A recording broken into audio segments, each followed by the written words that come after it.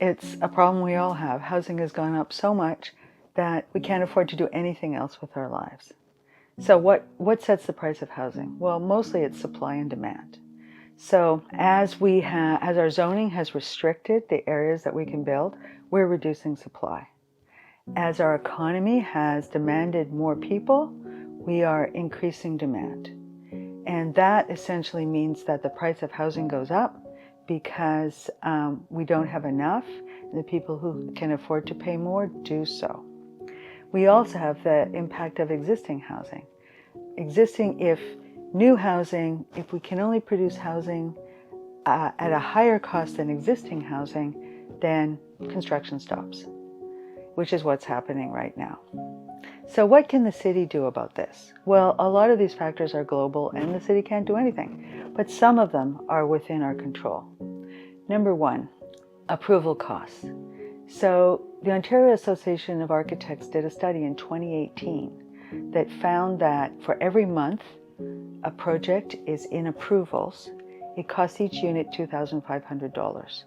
And projects are in approvals between 9 months and 2 years. That could be $50,000 on the price of a new home. So I think we can speed that one up. Number two, places to build. I think we need to have more places to build, particularly under buildings under 6 stories that could be wood frame. The reason is that these buildings cost 25% less to build. And so again, we could reduce the prices, particularly if we ensure that the approvals on those types of buildings are greatly reduced. Third, we can adjust development charges in order to favor the type of housing we want and reduce the overall cost. Right now, development charges for a 2-bedroom, for a rental, it's like $50,000 a unit. So we can look at how we balance the cost of new housing and what it's paying for. And fourth, not really about the cost, but we collect development charges in order to increase infrastructure. We've been collecting the charges on all the towers at Yonge and Egg that are slowly marching towards down Eglinton through our ward. We've been collecting charges, but we haven't been using that money to increase libraries or schools or social services.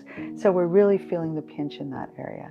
So we have $4 billion. The city has $4 billion in reserves from development charges.